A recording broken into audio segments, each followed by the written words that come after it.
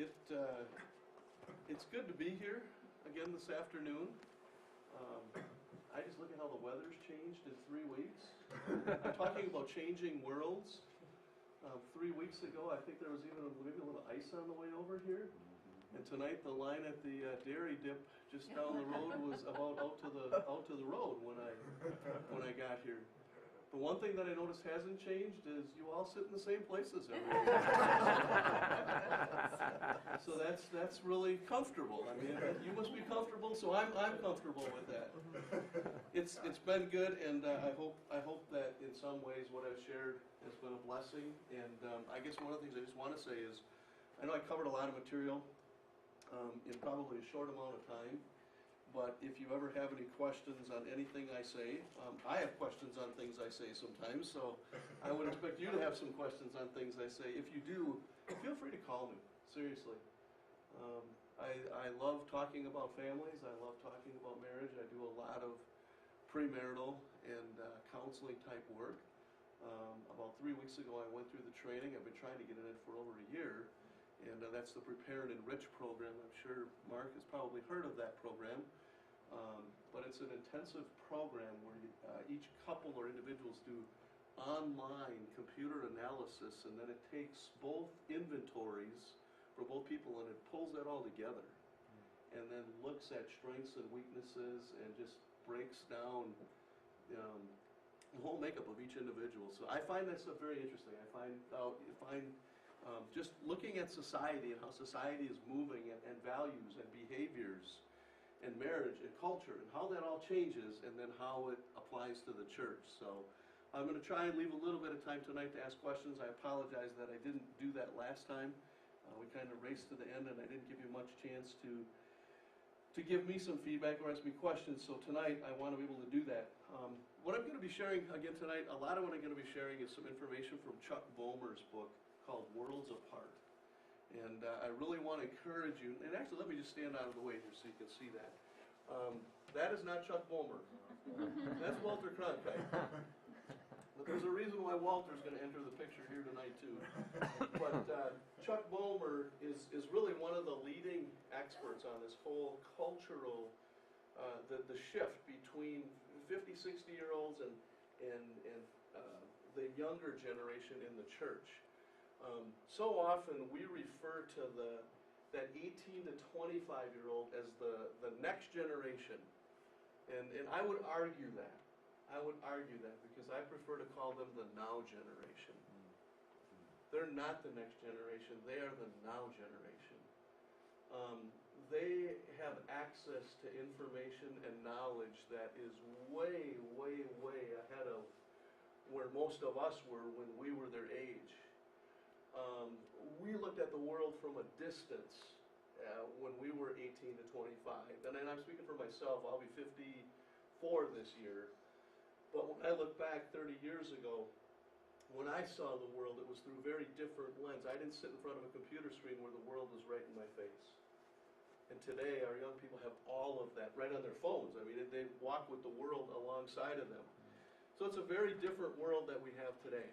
So I'm just going to kind of just reminisce. I think some of you will be able to track with me on this, and then I'll get to where I want to with looking at Scripture.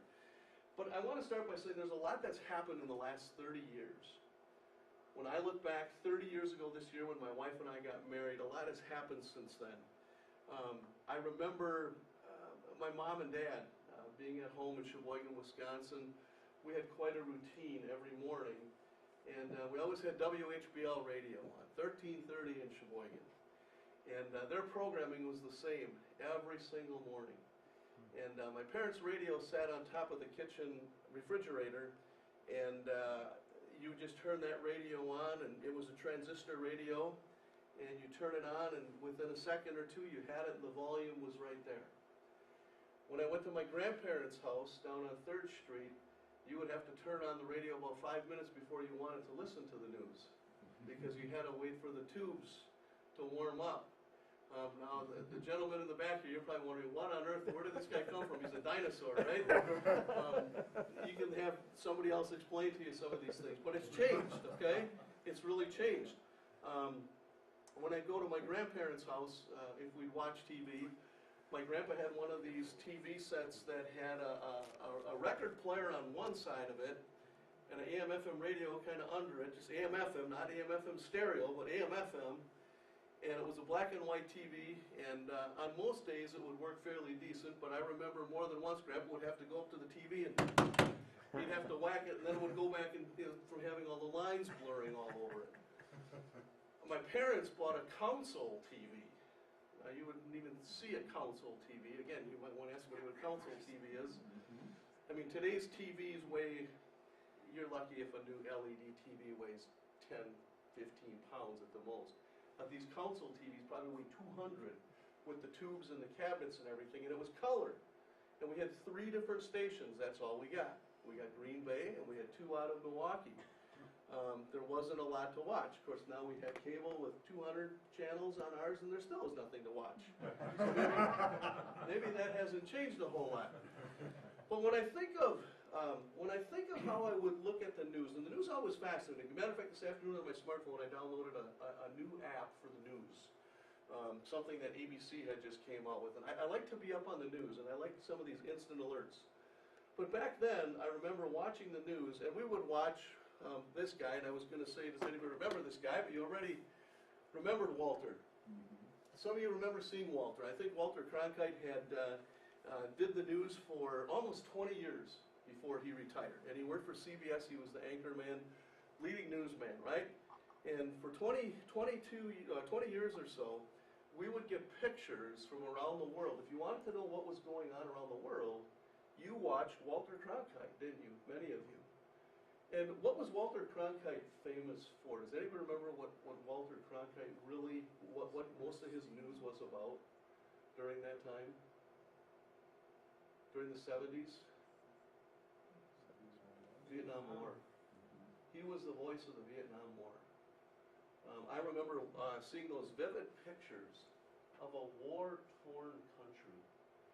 You would see the servicemen and so forth from a distance from some of the cameras. You know, today we've got news people riding right in the army tanks and military vehicles with our service people.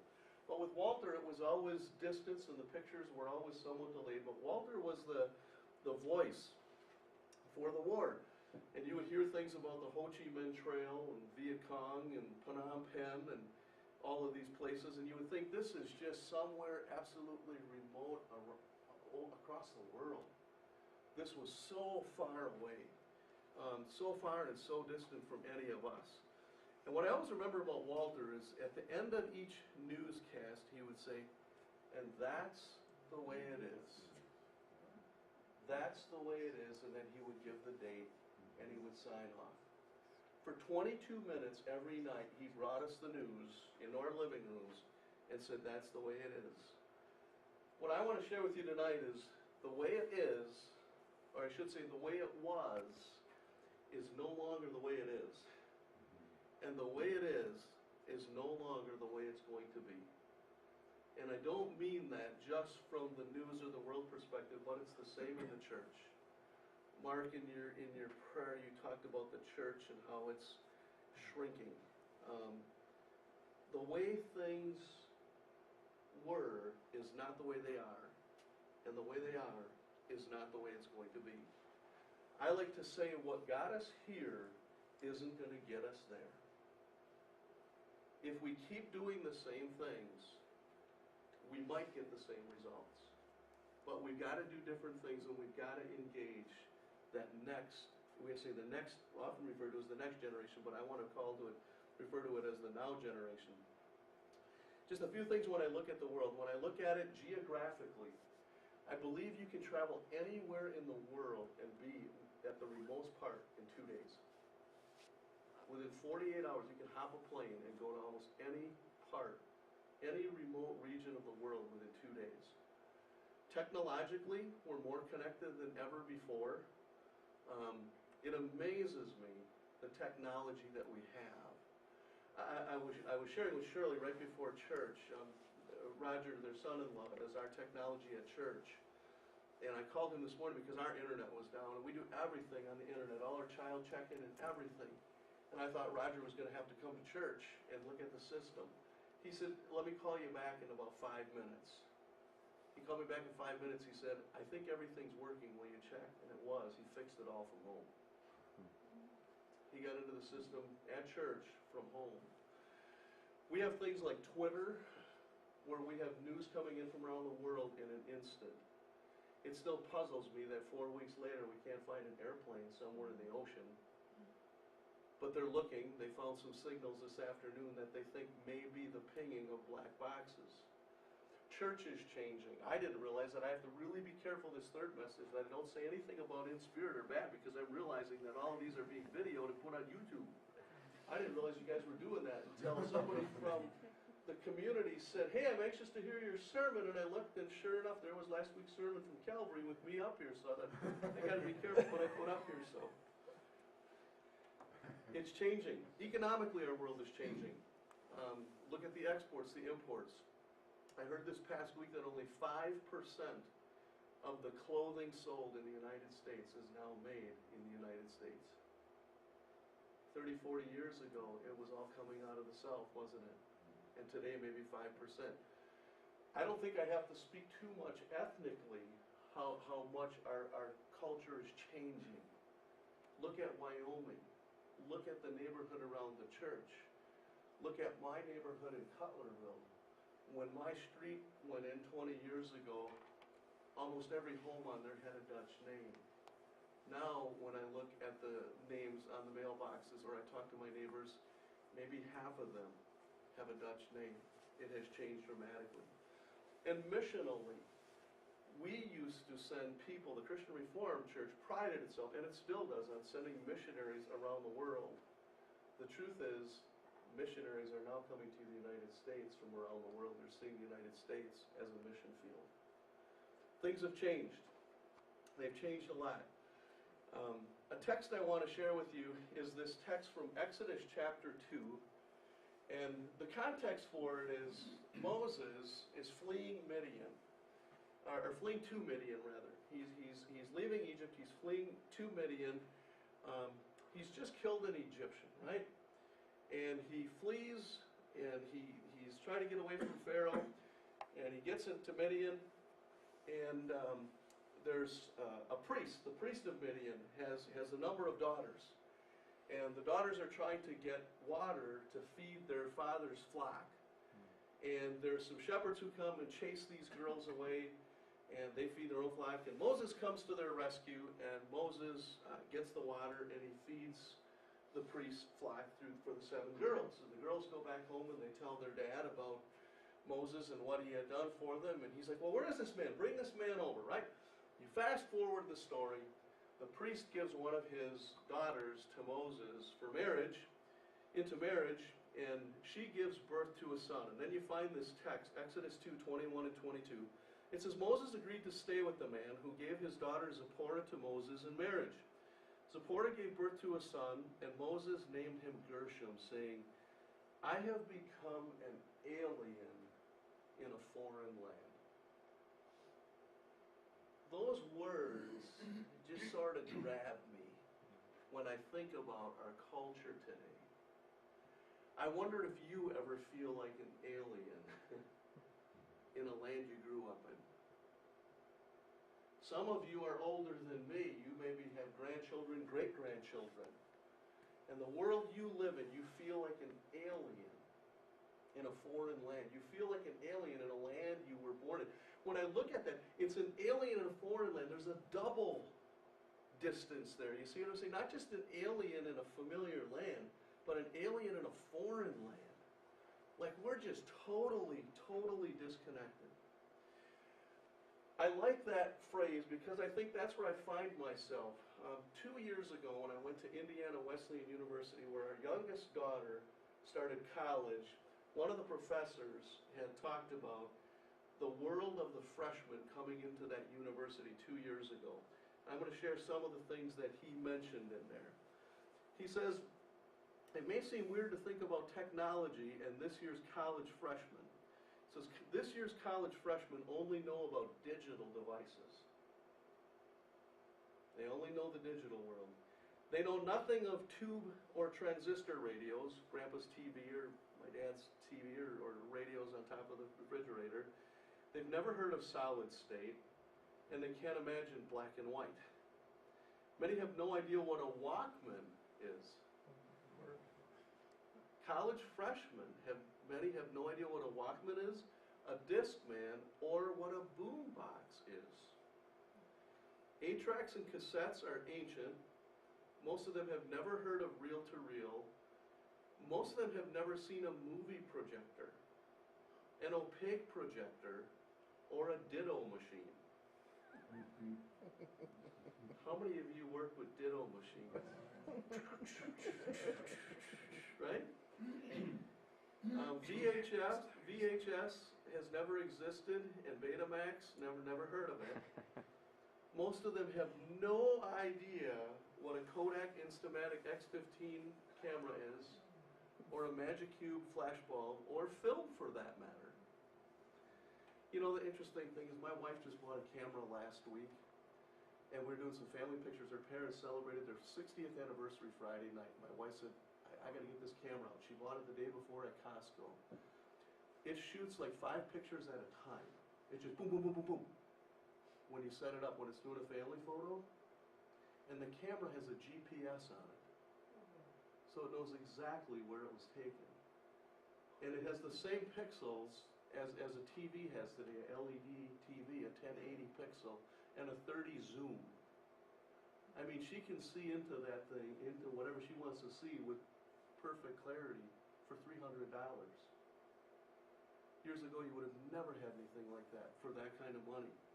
I don't know if it's a good thing or a bad thing. I don't know why I'm sharing that. It's just where technology is. They've never heard of an Atari computer. Most of us started with Ataris. Or a TRS-80. Leon, anyone remember the TRS-80? Yeah. Or a Commodore 64. When they hear the word Commodore, they think of Lionel Richie, who sang with the Commodores in the early 1900s. A typewriter with carbon paper, whiteout tape, and no monitor is unthinkable. They've never experienced life without cable TV, a remote, a DVR. Their life is one of online books, online classes, and social networks, all with immediate access to the internet via smartphones, tablets, laptops, and iPads. Google, texting, Snapchatting, FaceTime, and Twitter are normal, just part of their life. In 1970, about 40 out of 100 kids went to college, 40%. Today, that's doubled to approximately 80%. 80% of our young people are going on to college with the world literally at their fingertips. They live in a different world than most of us. Let me give you 5 things that they're looking for, and I'll try to be brief with these, and then you can give me some questions after that. But 5 things when they're supposed to really, what are they really looking for? What is the world of our young people like? What's in their mind? How do they think? What are they really after? Number 1, they're seeking a vocation, not a job. Sometimes we look at the younger generation and we say, why don't they just get a job? Just find a job. They get out of college, and I want to be careful with this because I know that jobs aren't as easy to find today as they were back in the 70s or 80s, maybe 90s for that matter. But jobs used to be very plentiful. You could go and get a job anywhere. The fact is they don't want to go and get a job anywhere. Many of them have seen parents and grandparents work at a job for their entire lifetime and go to work every day and not like it. They put in 40, 50 years in companies where they didn't enjoy their work and they didn't use the gifts maybe that they had, but they just did it so they could find a job to take care of their family with. And the younger generation is saying, we don't want a job, we want to find our calling in life. We want to find a vocation. We want to use our gifts, and we're going to go slow. We're going to figure that out, whatever it is, to find the gifts, how God's wired us. Find what we're really good at. What's our sweet spot? What really makes our heart tick? What's really going to motivate us? Where can I make a difference, is what the young people are saying. They don't want to just go and punch a clock or just get a paycheck. They'll settle for less money if they know they can make a difference. Here's a word that I caution to the church. I'm talking a lot about family, but I say that to the church because one of the mindsets that we've had in our churches is you can become a leader in the church when you're 30 and male and married and have children. Am I right? For the most part. And the kids are saying, I matter now. I can make a difference now. And I think one of the best things we can do to engage that next generation, the now generation in our churches today, is bring them into leadership. I challenge you to do that as a church when you're choosing your next office bearers, to choose a couple of young people, because they will help you see the church through a whole different set of glasses.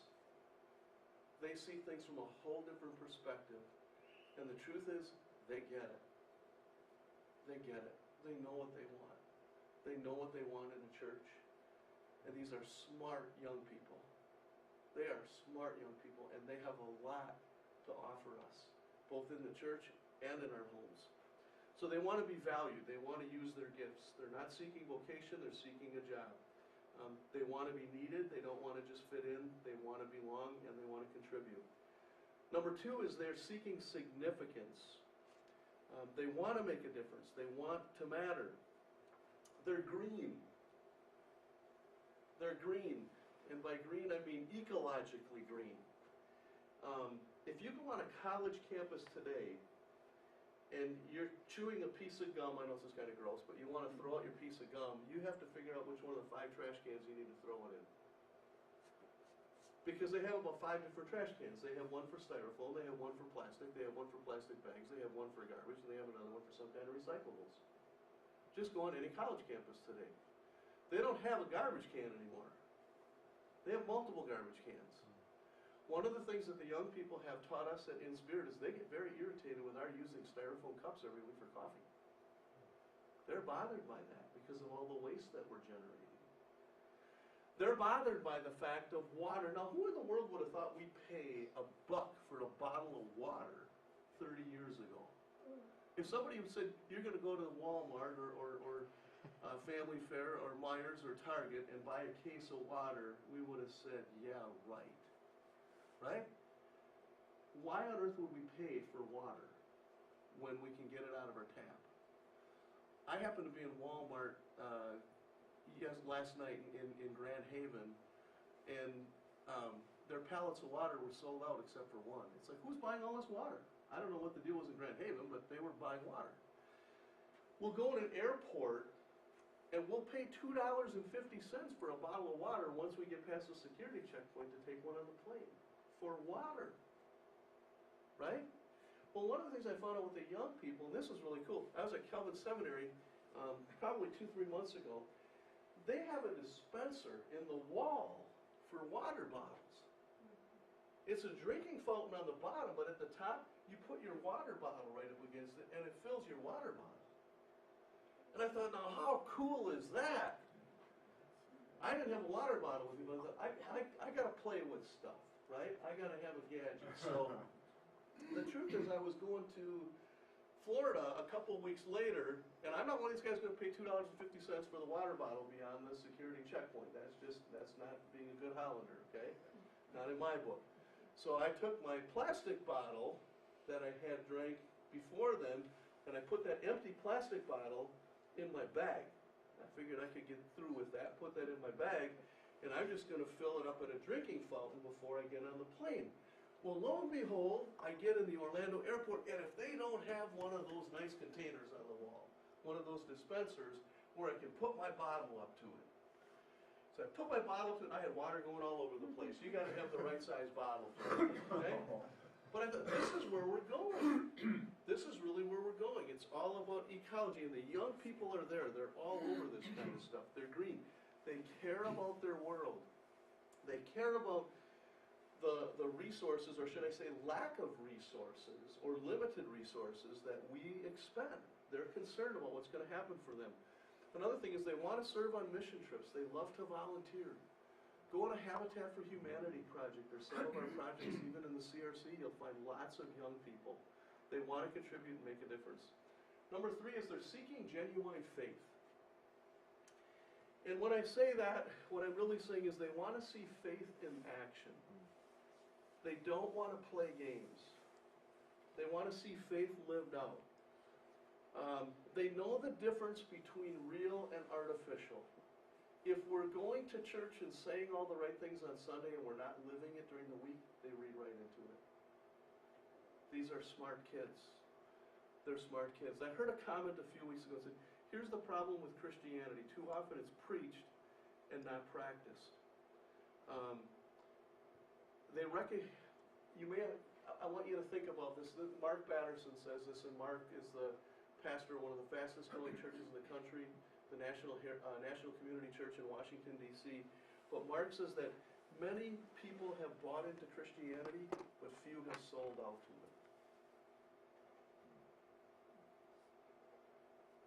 I think about that. And Mark is one of the youngest churches probably in the country. Kids want the real deal. They want the real deal. They want people to live out their faith.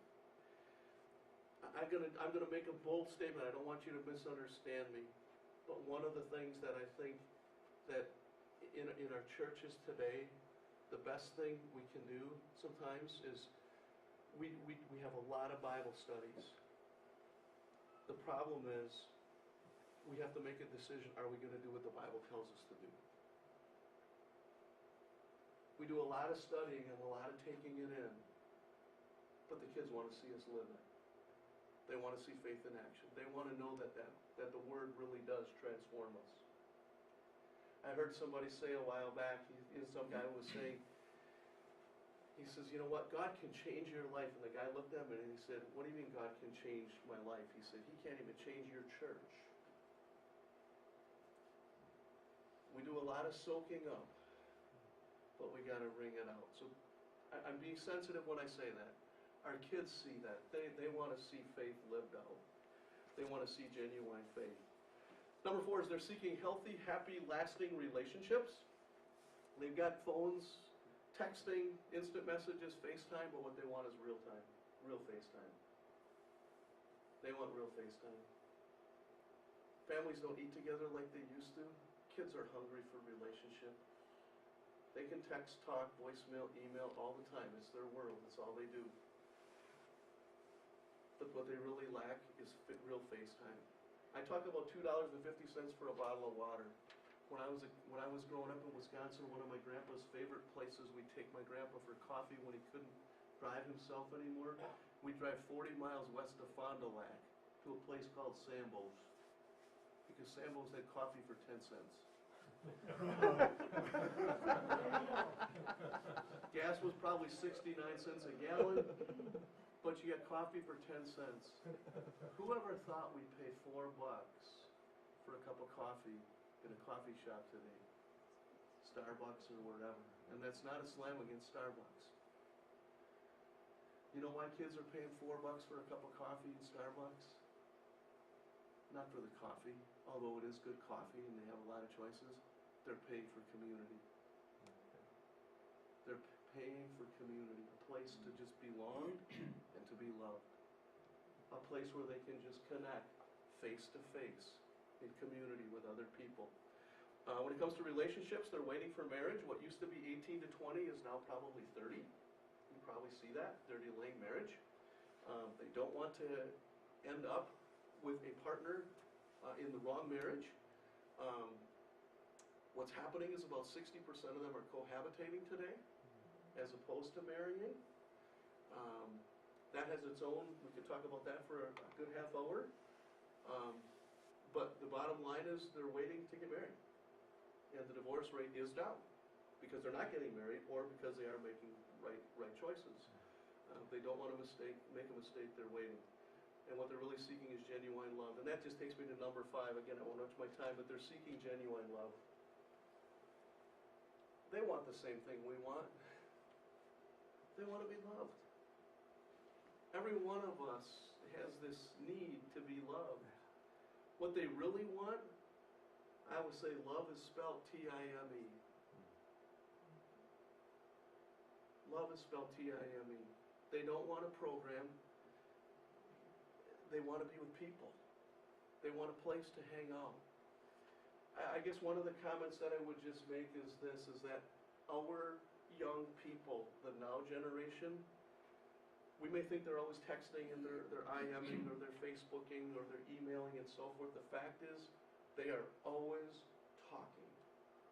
The question is, are we listening? They are always telling us messages. They are always talking to us, one way or another. The question is, are we really listening? They want to be treated as an equal rather than a dependent, yet they want their independence. But what they want more than anything generally is to connect.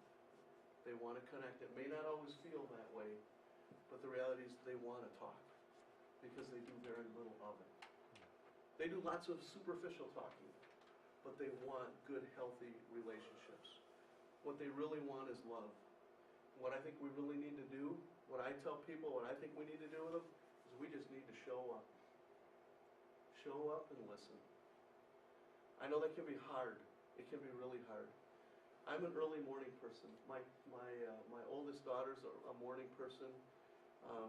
My son is kind of a night person.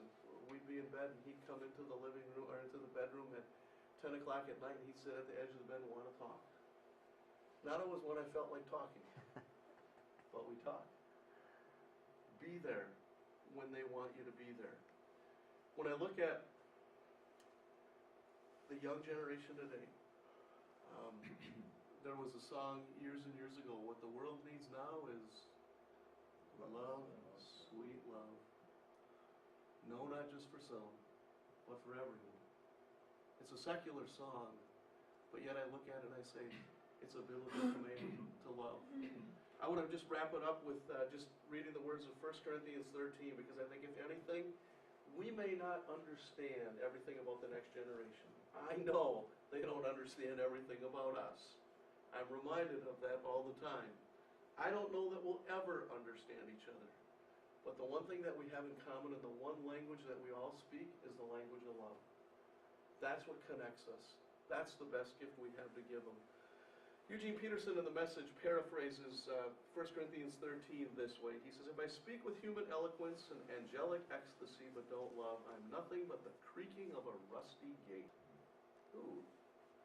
If I speak God's word with power, revealing all his mysteries and making everything plain as day, and if I have faith that says to a mountain, jump, and it jumps, but I don't love, I'm nothing. And I kind of go along with what I said before. They don't want to just know faith. They want to see it lived out. It's got to be lived out. If I give everything I own to the poor and go to the stake to be burned as a martyr, but I don't love, I've gotten nowhere. So no matter what I say, what I believe, what I do, I'm bankrupt without love. Love never gives up. Love cares more for others than for self. Love doesn't want what it doesn't have. Love doesn't strut. It doesn't have a swelled head. It doesn't force itself on others. It isn't always me first. Doesn't fly off the handle. Doesn't keep score of the sins of others. Doesn't revel when others grovel. Takes pleasure in the flowering of truth. Puts up with anything. Trusts God always. Always looks for the best. Never looks back, but keeps going to the end. Love never dies. Inspired speech will be over someday. Praying in tongues will end. Understanding will reach its limit. We know it only in a portion of the truth. What we say about God is always incomplete. But when the complete arrives, our incompletes will be canceled. When I was an infant at my mother's breast, I gurgled and cooed like any infant. When I grew up, I left those infant ways for good. We don't yet see things clearly. We're squinting in a fog, peering through a mist. But it won't be long before the weather clears and the sun shines bright. Well, that's a great text for Michigan. Huh? We'll see it all then. See it as clearly as God sees us, knowing him directly just as he knows us. But for right now, it says, until that completeness, we have three things to do to lead us towards that consummation. Trust steadily in God, hope unswervingly, and love extravagantly. I love the way Peterson paraphrased that. Love extravagantly. The best of these is love. We may seem like aliens in a foreign land, and at home we may be worlds apart. It's love that not only brings understanding, but brings the generations back together. It's love that unites us.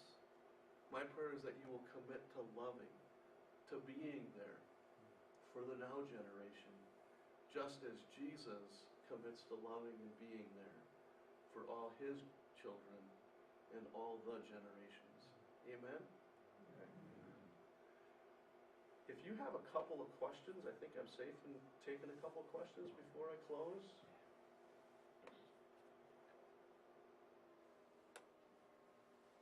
Are you doing things differently in your church Doing things differently in our church, along these lines? along these lines? Yeah, actually, I didn't wear an orange sweater because of that, but we're an orange church. Pastor Mark asked me about that beforehand. He said, would you come and share some time about what an orange church is? Let me just give you a real quick 2-minute snippet on that. An orange church is a church that has a relationship strategy. The orange strategy is a relationship strategy to pass on the faith to the next generation. And it's using the Deuteronomy 6, 7, and 8 passages where we're told to impress that faith to our children and our children's children and to the next generation. To live it from the morning to the time we go to bed. From the time we get up to the time we eat dinner to the time we go to bed.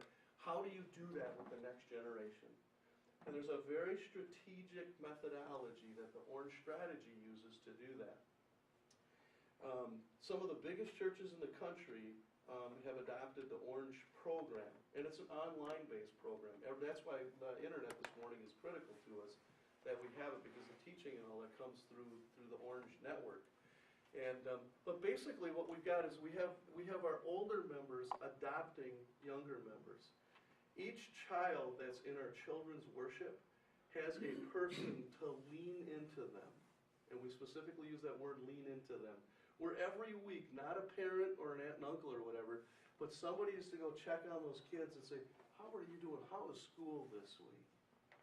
They're being intentional in connecting with those kids, okay? And then throughout the course of the week, as they get older and they're in youth groups and so forth, their leaders don't just contact them on Sundays. We're not perfect at this. We got some work to do in this. But their leaders don't just wait for them to get there for a youth group on Sunday, but they're to contact them and build a relationship with them throughout the course of the week. Maybe it is a text, maybe it's an email, but once a month, take them out for coffee or do something with them. We want the kids to be able to talk to somebody other than their parents. And the reason we say that is because, you know what? How many of us went and talked to our parents about the things that were bothering us? We didn't, did we? We went to other people. So we want those other people to be able to be there for those kids. The other thing is, in the Orange strategy, that relationship strategy, we have 2 jars of M&Ms, and they're orange M&Ms. The one has 3,000 in it, the other has 40. The jar of 40 represents the time that we have children for ministry during the course of the year, youth group or children's worship. The 3,000 represents the time that they have at home. 40 or 3,000, where are they going to catch their faith? Deuteronomy says, pass it on at home. When you're getting up, when you're going to bed, right? So what we do is we equip them with the material that they're getting in children's worship and youth group to take that home, and then that gets extrapolated over the course of the week. So families can talk about that. We've had the children out of worship for the whole service. Honestly, I've not been a big proponent of that. Our Orange strategy is all about that, because they're saying that if they can have them the full time, that extra time is better because they can have more one-on-one time. They're going to get more out of it than being in the worship service. I've kind of argued that there's a blessing for the people when the children are in the worship service. So I'm thinking this fall, we're probably going to have the kids for the first part. Just for the very first part, they're giving me very little time with them. But they want us to have them for the very first part, and then I will share with the whole church what the kids' lesson is that they're going to be learning about. So it's just a mini, very quick kids' sermon. And then when the kids get to their worship, they'll have that message. But then the parents will know exactly what the kids are learning so they can follow up when they get home. Does that really happen? That parents follow up? Does it happen across the board? I would like to say it's happening. To what extent? our people who are in charge of that probably give you a better idea than I. It is happening. Is it happening 100%? Probably not. But I'll take whatever we can get. I'll take whatever we can get. Because there are a lot of families who aren't doing devotions. There are a lot of families who aren't praying together. You know, we have a lot of people who are new to the faith. New to the faith. And for them, it's a journey. And this is a help. This is a help. This is something to give them to help grow their entire family, because they all learn. So, but great question. Thank you. Any other question? I'll try not to give as long of an answer. I Shirley. think one of the things that is disturbing about our youth is how that thing in their hand is so influencing their thinking. Yeah. And who's more important, this character steering them, or mom and dad, or Yeah. grandpa and grandma, they're sitting across the table. It's not so much a question, it's just a fear, it's a concern. Yeah. The device in their hand, and in my hand, for the most part, I took a nap this afternoon, okay? I woke up to my phone, to my Android, because I set my alarm on it. I don't set an alarm anymore. I set my phone. When I want to look up anything, I really kind of protested this for a long time. I mean, the whole smartphone thing. But now, any question I have, I just speak it into Google and it comes up with an answer for me. You can ask that thing anything. Seriously. I can get on that phone and say, where is Calvary Christian Reformed Church in Wyoming located? And within a couple seconds, it's got the address, and I'll have the map right to it. When I'm going down the road and I want to look in a couple of weeks, I want to say what hotels are at the Franklin exit in Tennessee. Boom, it's there. I'm not sure if it's good or not. It's replaced the encyclopedias. It's replaced the phone, the camera. It's replaced maps. You can go on and on. A flashlight. I mean, there's just 101 things in there that that device has. So kids aren't researching like they. They're not. You know what I mean? It's all instant, and they're taking that as my Bible is on there. Probably 20-some translations.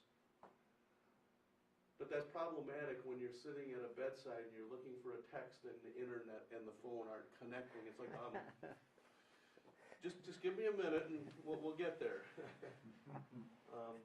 I've had that happen twice, and I said, no more of that. No more of that. It's a tool. It's a tool, and it's how we connect today. You know, an interesting thing, just for those of you who are into any of this technology, Corning glass. If you go to YouTube, Corning has a video out, and I think it's called Corning of the Future. And they have, anybody seen that? Anybody familiar with it? This entire home is run digitally.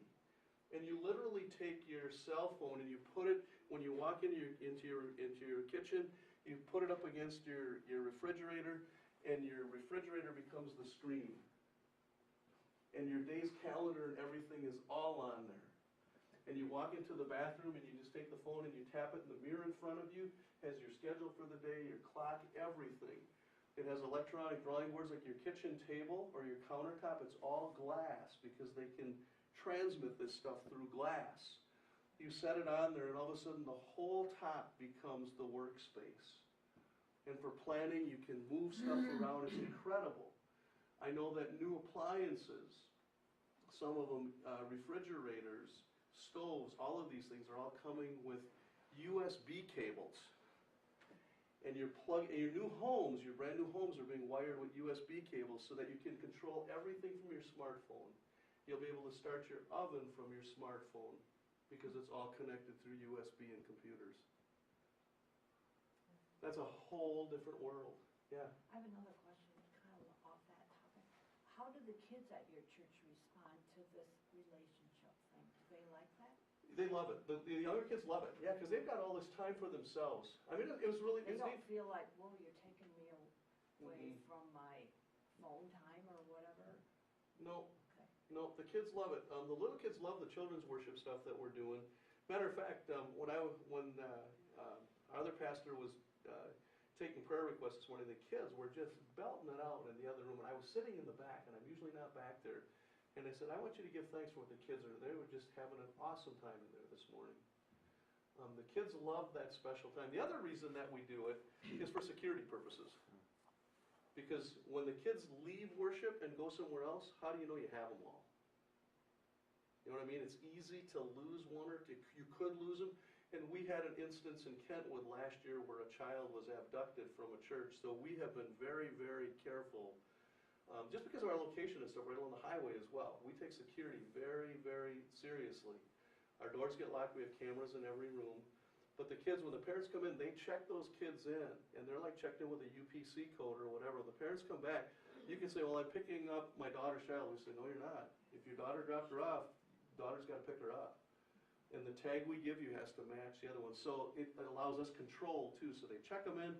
They're in that classroom. The only person that can get them is... Now, when we have them back in church, the question is, how do we check them in beforehand and make sure that they're checked in and go? That's a little logistic complication for us, but we'll work through that. Yeah. Any last minute, one more? And again, we certainly don't have all the answers. We're not doing everything right. We're learning as we go. We make a lot of mistakes too. Yeah, from the now generation. Just to comment, everything there was pretty spot on for my generation. Thank you. Yeah. The challenge is for us to keep up with you. Yeah. Yeah, that's cool. Thank you. Well, let's, are we singing a song to finish, or? Yeah. We are, okay. Well, why don't we do that, and then, let me say a prayer, and Leon, if you wanna come up, Okay. we'll sing, and then we'll do a blessing. I'll say a prayer, and then you can lead us in song. Father God, we just wanna thank you for this time again this afternoon, when we realize that while our world may be changing, and we don't understand it all, we have a God who's got the whole world in his hands. And for that, we are grateful. Lord, we are grateful that you not only have the world in your hands, but that you have plans for the world, plans for us, plans for a future of hope, and just plans to lead us to that day of consummation that we read about in Corinthians. Lord, help us to love one another. We won't ever understand it all. We won't ever totally understand each other. But Lord, help us to speak the language of love across the generations. And not only to speak it, but to live it, to love others as you have loved us. Lord, I just thank you for this time that I've been able to be here the last couple of weeks. I thank you for just blessing all of us through this time. May we be challenged, may we be encouraged, and may we leave here with a charge to love you above all and love our neighbors as ourselves. Lord, we ask that you would just bless us in all we say and do, and that in all we say and do, you would receive all the glory, honor, and praise. And we just ask it all in Jesus' name. Amen.